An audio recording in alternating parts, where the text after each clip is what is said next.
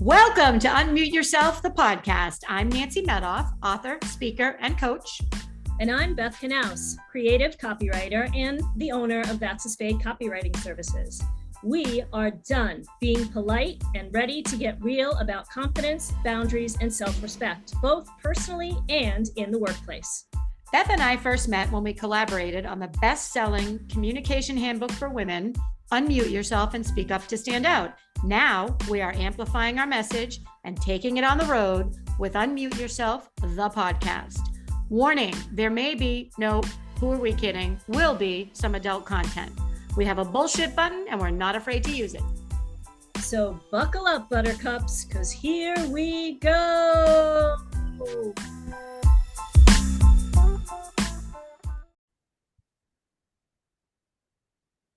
Hello. Oh, hey, Beth. How's it going? So good. Beth's, just so everybody knows, Beth's very perky today. So you're going to be perky. I am a little perky today. That also means I could crash and burn later on, but right at this moment, I am perky. Let's hope it's not within the next 20 to 25 minutes. Nope, I'm going to hang in, and I'm excited. We're continuing our boundary conversation. So good, so good, so good. Yes. So we talked last week about boundaries at work, and we're going to talk this week about boundaries at home. We should probably level set a little bit because some people might not have listened to last week's episode. Yes, a little recap. And the reason why we're talking about boundaries right now is because gobble. Because what? What'd you say? Gobble, gobble? Gobble. We're going to deal with our families at Thanksgiving and then possibly again in December. So yeah. And we both believe that boundaries can change your life. So Beth, why don't you talk a little bit about why you think boundaries can change someone's life? How have they changed your life? How have they changed your life? I think that when you can handle boundaries in a healthy way and tell people what it is you need or what they can expect from you, that it just makes things so much nicer. You don't get burnt out. You don't have resentment. You don't feel taken advantage of, and you don't feel like you're not enough because you're not doing what that person expects. I mean, yep. It's a time suck. It's a mental time suck not having boundaries. Actually, research shows that boundaries and not having them is a significant contributor to anxiety. Oh, without a doubt, right? Yeah. I think a lot of anxiety can be driven by the unknown, right? Or anything that's uncertain or that you don't feel secure about. And I think boundaries really provide that safety. They do. And, it's interesting because this one, we're talking about boundaries in your personal life. There's a situation that I have right now, and this is a tough one. And I don't know that a boundary can be set here. I don't. And it's really upsetting to me. It's really, it's occupying my brain. And I don't know, it's not simple enough as it's not a simple boundary. It's because it's just very loaded but anyway, my point is you can hear it in my voice, so much anxiety around it. Whereas if I could simply say, if you want to see me, I'm going to ask that you blah, blah, blah, whatever that may be, not wear an orange jumpsuit today because that's triggering for me. Right. So, or whatever, like I just, it's a lot. And I want people to understand that we know it's a lot. We know it's a lot. Yeah. Yeah. And yeah, I think, just listening to you talk, I'm going to guess that it's probably somebody that you've known for a while. And we have these emotional ties with people, right? We have history with them. They've been there for us. We've been there for them. And we're really close. And you can be close at work to people, but not in this way. This is a little bit different. And I don't know how you feel, but for me, as an only child with divorced parents, my friends are family. So if I am having any sort of a boundary thing or a struggle, it's like I'm losing a family member if it has to do with a friend. And so I really have to look at that when I have to work through it. I don't If think I'm- I ever knew you were an only child. Yep, they broke the mold. Yep, that's it. Couldn't do any better, so why try?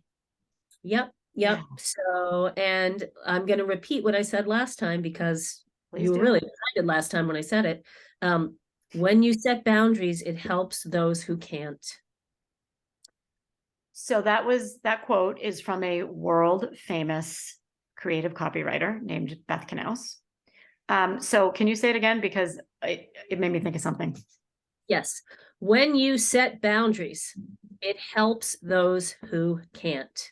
So I love that for so many reasons. Yes, it's modeling. Yes, it's helping people who can't set their own boundaries. So when you say that, I'm thinking you can model it for people so they say, "Oh, that's how you set a boundary," and that's great. Nancy had that conversation. I can have a conversation like that too. And the person that you're boundarying, the person that you boundaried that day, they can't set their own, and that's really powerful. So again, we're going to let that sink in. That is, you can do that to yourself, but you're not going to do that to me.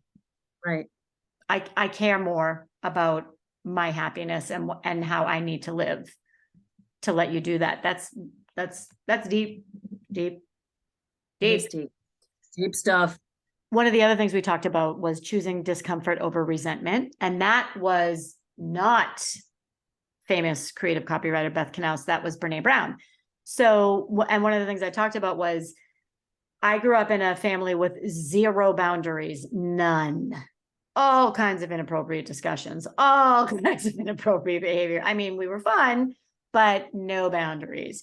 So I didn't even know they existed. I didn't even know that I could say, "Hey, that's not okay." Which is really what you're saying. What you're saying is, if you want to be in my life, this is how I need you to be. And for a long time, I didn't know that. So I would avoid the discussion and avoid the behavior and avoid the person. So unfortunately, the result of that was that relationships ended before they probably needed to, because I didn't know how to be Yes. constructive. So that's something for everyone to think about as well. Yeah. Yeah. So what do you got? Holidays are coming, right? Holidays are coming. Yeah. So along with so many triggers, right? And I mentioned the word history before. Mhm. I think that, here I go again. It's got to be one of my favorite things, generational cycles, or even just going back to childhood. Like, there are these things, right? Of so-and-so is going to behave this way. Mhm. So-and-so might have a little bit too much to drink, and then they're going to tick off Aunt Zelda. And, there's just all of this stuff. And, I just feel like it becomes emotional, and we can regress to that. Whereas if if it's your home, like Right. I love to host. And I know why I do. I want to put a bountiful meal on the table. Mhm. I want to invite some strays who have nowhere else to go, because I Mhm. understand what that is like. And when I have people come, like my daughter's bringing a friend, I actually texted him and I said, "Is there anything that you would normally have on your family table that you would like me to have here?" Because I feel like we get so tied into traditions and such, right? And he said, "No, I'll eat whatever." But sometimes, people will say, "Oh, I'm so glad you asked. I really like to make this special stuffing," or whatever. And then that makes it really nice for them. Mhm. I don't know if this has to do with boundaries. I just really love Thanksgiving food. But one of my boundaries is I want to be at home for Thanksgiving. I don't want to go to some Yeah. Yeah. That's great. In your own home. in my own home. Yep. Yes. So let's talk. So I want to talk about, let's talk about Thanksgiving. So you said so-and-so is going to get drunk and that's going to trigger someone, blah, blah, blah. So what do you do? And I don't know the answer to this. What do you do? What do you do if it's not, so let's say Aunt Mary's going to get drunk and piss off Uncle Mike, right? And it's going to be a scene. You can't set that boundary with Aunt Mary, right? What are you going to say? "Hey, Aunt Mary, if you get drunk at Thanksgiving, I'm going to leave." Well, it's really, I think you're kind of setting the boundary with yourself. I think that's a tough one, right? Because Mary's not interacting with you. She's interacting with Uncle Pete or whatever I said. Right. So I guess my question that comes to mind is then, is it your boundary or is it Uncle Pete's? Well, which leads me to correct, which leads me to, what I would do if it was significant, I would say to the hostess, I wouldn't go. I wouldn't go. If it was that much of a trigger, I wouldn't go. I would say if there's going to be alcohol served, I totally respect that. And that's fine. Right now, that's not good for me or my family. So we're not going to go. Right now, that's not good for me and I'm not drinking right now, or, whatever the case may be. But I want to go back to Thanksgiving. There's a reason. So many years ago, you guys, this is one of the funniest things I've ever done. Oprah Winfrey, 15 years ago, maybe, came out. Remember her magazine? The middle of her magazine was a pull-out bingo card, and it was family bingo. So what you would do is take this bingo card, and in each square, you would write down what one of those triggers was going to be. So for example, Beth would write, Aunt Mary gets drunk, pisses off Uncle Pete, right? So it might be Uncle Jim makes homophobic comments, or so-and-so talks politics, or whatever it is. And you fill up this bingo card. So then when and you bring this card with you to Thanksgiving, when it happens, and it's awesome if you can do it with someone else, you're like, oh, N34, N34, right? They just did that thing. So I did it many years ago with my brother. And if my sister and my other brother are listening, sorry guys, we did it. And it was fabulous. So literally it made it funny. And again, I know this is an episode about boundaries. You're not going to be able to set all the boundaries by Thanksgiving. And I would walk through the kitchen and I would go, B36. And my brother would be like, oh, we got another one. It was so funny. And what it did was it deflated the anxiety around it, because we're like, we know this is going to happen, and we know this is going to be a runaway train. Instead of fighting it, because it's not really in our control, because it's not our boundary, to your point, let's just have some fun with it. And it was very fun. Well, so I'm going to hopefully say two things. One of them I've already lost, but I think what we have to look at when it comes to these situations with these gray areas and these boundaries and family is that when somebody in our family does something stupid or breaks one of these boundaries that's on the bingo card, we can feel responsible or embarrassed by their behavior. Right? Rather than separating and saying, well, it's a real shame that you fell off your chair again. But we're not connected to it. It's not our responsibility. It's not our fault. Right. If somebody else keeps continuing that behavior, but yet I feel like when it's someone close to us, we can feel that way. Yeah. I mean, you're right. Like being so connected to it and thinking it might be your fault, or being embarrassed, that's a really, really good point. There are many times that there are situations where, and I'm sure I've done it, where people are acting not in accordance with how I want them to act, and I'm embarrassed. Wow. Right. And well, because we have expectations, right, of how we would like people to act. Because if we're the host, we somewhat feel responsible, right? We want to put on this lovely event and this beautiful meal, and everyone's going to come bursting with gratitude, and somebody's a jerk, right? But are we responsible for their behavior? We're not, right? It's if they're bothering someone else, then we have to decide as the host, are we going to let it go on? Is this what we want at our event? Right. That's where the boundary comes in, right? I guess the question is, like you were talking about your family, what is it about family or friends that all hell breaks loose and everybody just doesn't think twice about breaking boundaries? Because right? You mean what? You mean why are boundaries violated? Well, yeah. And why is it that in the home situation, it just seems that people are more comfortable breaking boundaries or not having boundaries? Or, I mean, is it that they don't know, that we never told them? Oh, yeah, I think I might have an idea on that. It's because you're talking about decades of learned behavior. So if if, it's decades of, that's just always how it was. So Yes. now you're coming in and saying, well, it's not going to be like that anymore. Right. So they can push back or not. They can try to try to honor the boundary, or perhaps they're just not used to that. And you need to remind them, like, remember we talked about this, that this isn't really going to work. Right, because not everybody has the same mindset. Not everybody has the same everyday household boundaries or expectations, right? I mean, there's a, Yep. and I have to say, with siblings, I'm sorry, I just cut you off. No, I keep As cutting you somebody off, who I'm didn't sorry. have siblings, like when we have a family gathering with my husband's family, and I see everybody like soldiers fall in line Yep, from yep. the baby to the old. I'm like, what are you doing? Like, I will look at my husband and say to him, what are you doing? 100%. 100%. It's fascinating. And they look at me like, how does she not know? And it's like, I dealt with other stuff. I didn't deal with this. Yep. I find myself doing it. The minute I step over the doorway of my mother's house, it's like, okay. My brothers, I love my brothers. I adore them. It's like we're 13 again. It's like, really, guys? Like, you've been here 5 minutes and you're doing this already? But everybody does it. Everybody does it. You're falling right back into that pattern of learned behavior is what it is. Right. Right. So we didn't really talk about how to set them on this episode, right? Well, I think how to set them, I think this is trickier almost than work. It's 100% trickier than work.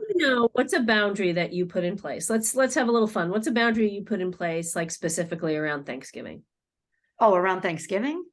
Yeah. Around Thanksgiving. I don't know that I really have any around. I don't think I did. I don't think I have, because I don't host it. Okay. Yeah, I can, how about if I tell you a different one that I put in place? Okay, sure. Absolutely. Okay. And I will try to think of one. This is a really good one. I didn't even realize I was doing it. But most of my boundaries are pretty loaded, and some of the people that I set them with listen to this podcast. So I don't really want to use that as an example. This one is easy. With my husband, please don't spend that much money without talking with me about it. Yeah. Oh, right? yeah. Well, yep. So that's not, who do you think you are? That's clear and kind, right? Please don't spend that much money without discussing it with me. It's not, you can't. It's not, how dare you? It's not WTF. It's not, I'm going to pull out my Filofax, and remember Filofax, guys, and cite the last 5 times you spent money and didn't check with me. And he doesn't do it very often, but he does sometimes. And so it's, please, that's simple, right? How easy is that? Yeah. Please don't empty the dishwasher. I've got it. Right. Because I don't like the way people load my dishwasher. That's, how about you? I want one that you've done around Thanksgiving. Okay, so I actually love this one, and my family will laugh if they listen to this. People will show up, and you know where people go. They go into the kitchen, and every year I joke around and say, I'm just going to buy caution tape, and I'm just going to put it on the doors. And they will come in the kitchen. I will say, so good to see you. I love that you're here. Please get out of my kitchen. Get out. I don't want you in here. And I say to my husband, get some beverages for our guests, and then you get out of the kitchen too. And like, my kids know, if you're allowed in the kitchen with me, you have earned the stars on your jacket, because so I am it's like all of a sudden it's Gordon Ramsay's kitchen challenge. I will get every homemade dish on the table hot at the same time. And that is my mission. And I do it. And I'm really good at it, except I can only have assistants in the kitchen who are game on. You can't come in and start doing your own thing. You can't come in and get in the way or start to suggest that we should make another side dish at the last minute. It's all ready to go. I don't want to be in that kitchen. I'm a little afraid of you. I'm a little afraid of you. Yeah, it's funny. It's funny. My kids in the kitchen. I thought of one. My daughter's bringing a friend, and I said to her, "Is he going to be allowed in the kitchen?" No. And He's really good in the kitchen, Mom. He's really good. He takes good orders. He'll do what you tell him to do. I said, all right, we're going to test him out. We'll see how it goes. So your boundary there is if you're going to be in my kitchen, you're going to have to be part of the solution. And if not, I'm going to ask you to go to the living room. Hey, go hang out, have a conversation, and take Yeah. a glass of wine. Just stay Yeah. out of my way because you'll be happy. When you sit down, you eat, you'll be very happy that you stayed out of my way. I just thought of one that I did that I've done. It's usually around drinking and driving. If you're gonna drink, I'm gonna take my own car. Or Definitely.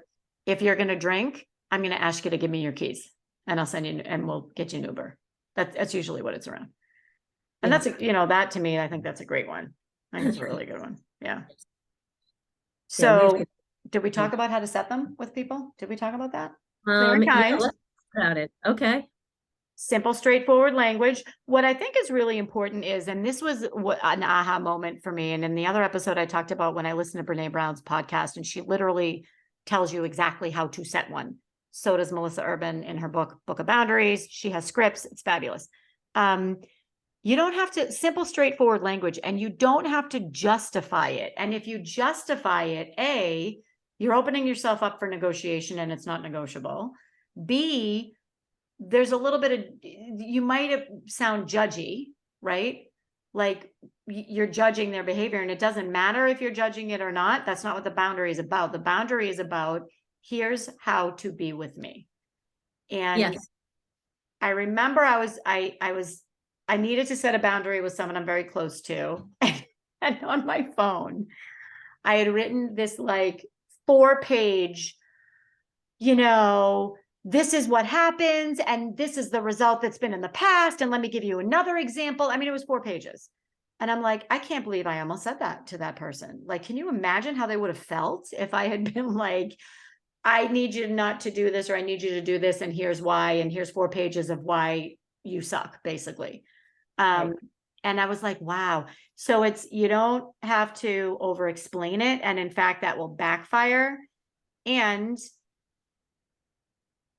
boundaries should be easy. They should be easy to state and easy to understand. And if they're not easy to state, then you have some more work to do before you have the conversation.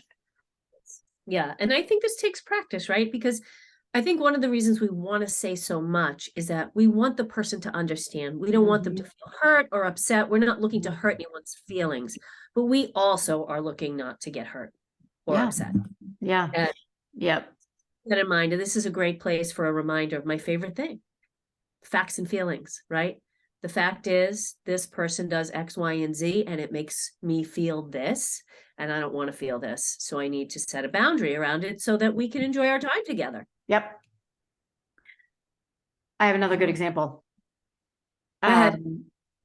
This is an example I heard. Let's say you're single or divorced, and you're going to Thanksgiving, and people say, and every time you're there, people are like, why aren't you getting married? Why can't you meet anybody? Blah, blah, blah, blah, blah. What's going on with your love life, right?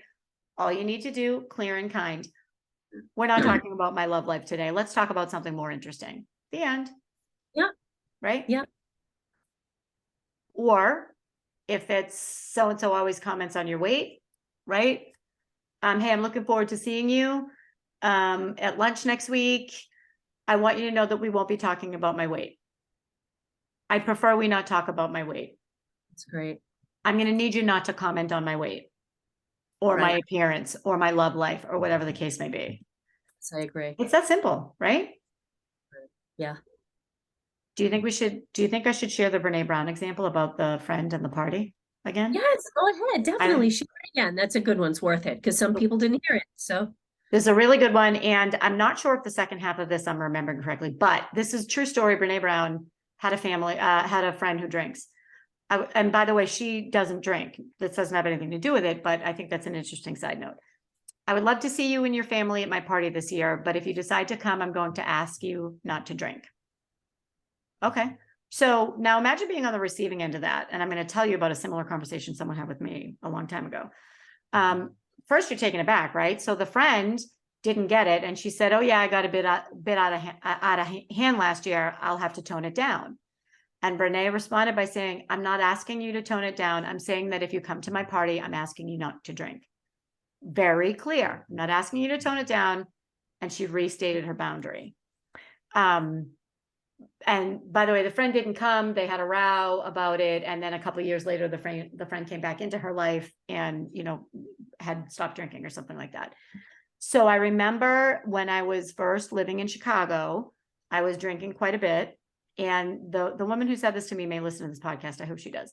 And I said, hey, what do you want? Well, I used to hang out with her a lot. I was younger. And she said, I said, what do you want to do this weekend? She said, I'm up for anything as long as it doesn't involve alcohol. And I was like, well, okay. And you know what? Boundaries are for people. You're setting the example for people who can't. And that was a great example. Every time I went out, I would rip it up. I was young and single and living in Chicago. And she was like, I'd rather not do something around drinking. Right. It was fine. It was great. Yeah. Right? Yes, absolutely. Okay. All right. What else do we have? So what do we want? Do we want people to maybe try one out before Thanksgiving? Yes. Yeah. Think ahead of time. And I think that's it too, is being prepared.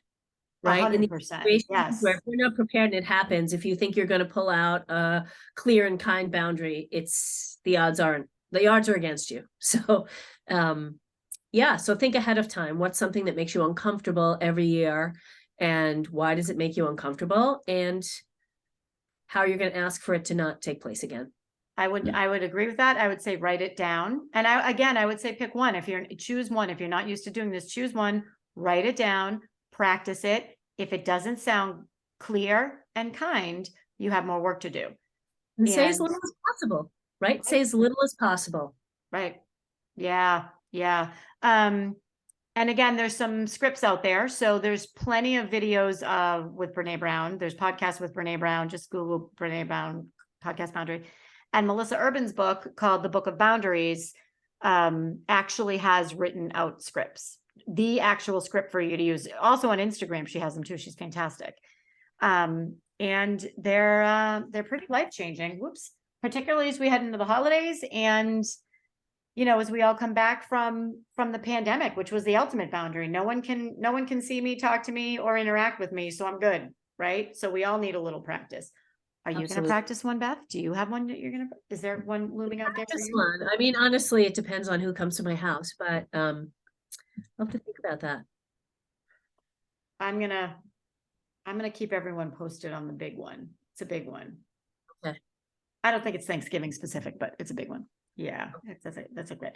What else we have? So we have great topics coming up. Our next topic is going to be about men's health because it's Men's Health Month, right? Yes, it is Men's Health Month. Yes, it is. And yes.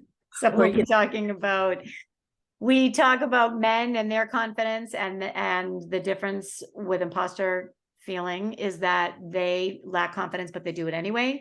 So we'll be talking about what's their outlet, where's their tribe. Men's mental health, I think, is probably a better way to put it, right? Where can they get their support? And actually, just quickly, I did a little research, and when I was Googling Men's Health Awareness Month, what came up were physical things, that their health isn't necessarily as good as women's, that they die generally before women, and all these things.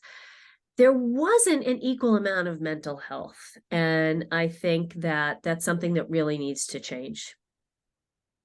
Totally agree. And that is very loaded. So if you think about it, how they're socialized, what it means to be a man, we have a lot on that. We have a lot. Beth's been actually hot on this for a long time. So we have a lot on that.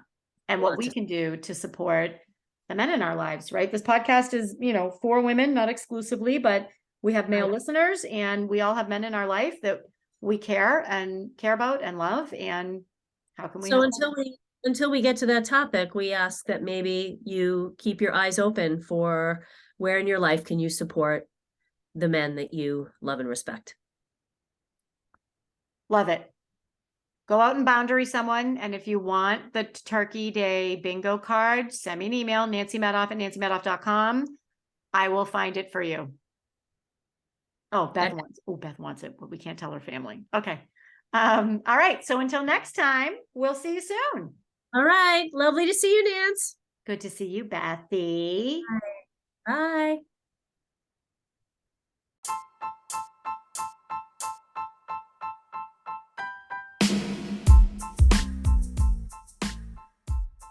That's a wrap on another episode of Unmute Yourself, the podcast. We hope you found value in today's podcast. We hope you were able to take a little time for yourself and perhaps think about how you're showing up. And thank you for all of the great feedback we've been receiving. We'd love to hear more from you about what you think, the tactics you're using every day to speak up, and anything else you'd like to hear about on future episodes of Unmute Yourself, the podcast. You can contact us through our websites. Nancy can be found at nancymedoff.com and Beth can be found at that'saspade.com. Or you can email us at unmuteyourselfthepodcast, all one word, @gmail.com. We will see you next week, and until then, keep speaking up.